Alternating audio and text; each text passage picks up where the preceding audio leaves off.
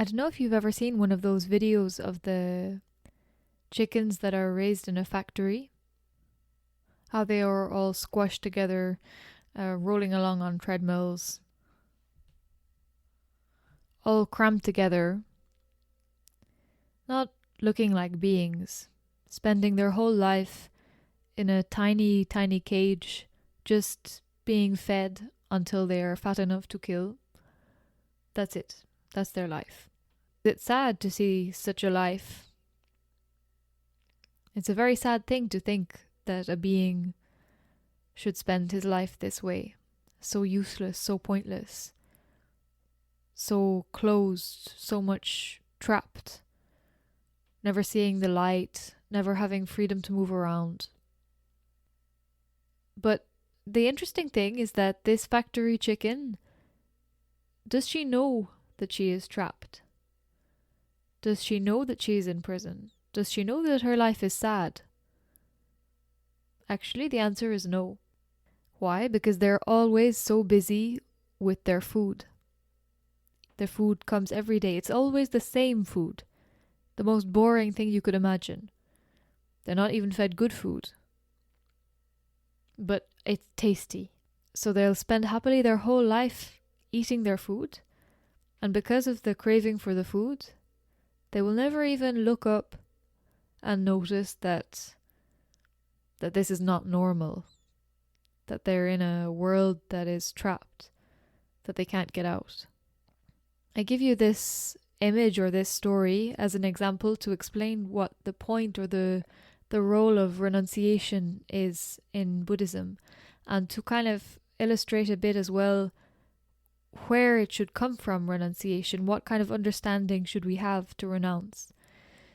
Because we often hear or we're told that we have to give up everything we love, everything we like, as part of the practice to go out of samsara, the cycle of birth and death.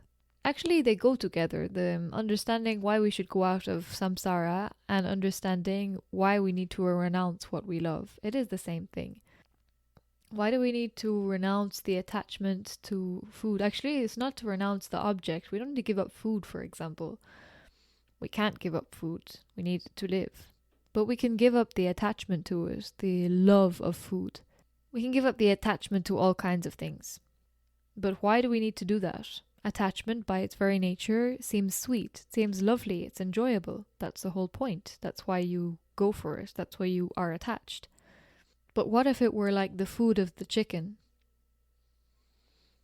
What if it were this that is so engrossing you, so much keeping you busy, that it stops you, this attachment, this being busy with all the things you love, all the things you want constantly, all the time. It stops you from seeing your prison. It stops you from seeing the real nature of yourself and of the world. And it stops you from being able to escape from it. It's impossible for the chicken to even think about the possibility of escaping from her prison, or to even realize that where she is a prison, as long as she is got her head stuck in the food, as long as she's busy with that. For her, the food seems like something wonderful, it's lovely, it's good, otherwise why would she keep eating it?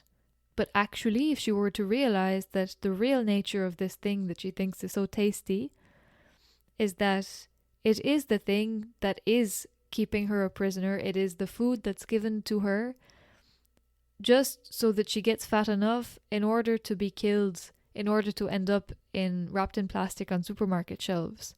That's the role of the food that she is given. That's its job, is to fatten her up to be killed.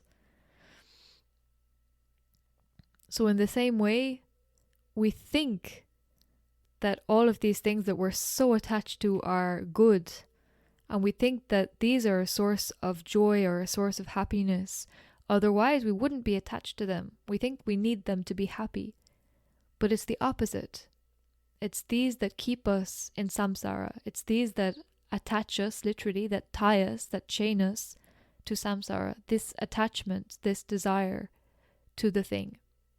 It's not the fault of the object of our attachment, whether it be attachment to person or attachment to sensual pleasure, attachment to a job, attachment to an idea, attachment to whatever. It's not the fault of the object, it's the fault of us sticking to it, tying ourselves to it. In this way, we tie ourselves to samsara. So it's with this understanding that we have to start looking for how to renounce the things that we are attached to. What is our chicken food, if you like, that stops us from seeing the real nature, how boring this life is, how pointless it is, how insignificant we are? What are the things we use to distract ourselves from that, to keep ourselves busy, to keep ourselves interested? What are the things that make us interested in life, in samsara, that stop us from seeing it as it is? And when we realize that the nature of things is to keep us in samsara and that they are chains, naturally we stop being interested in them. We stop being attached to them as much, and we can start to let go of them.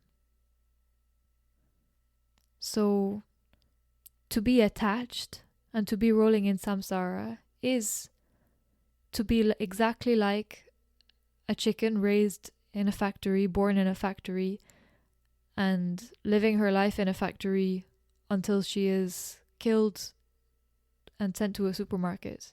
It's as sad as that. It's being trapped in that way. We are in samsara, the chicken is in samsara, we're all the same. But we don't see it. Why? Because just like the chicken, we have our food that's so tasty and so good, and that we're so busy looking for more of it. When we realize this gives us the determination to give it up.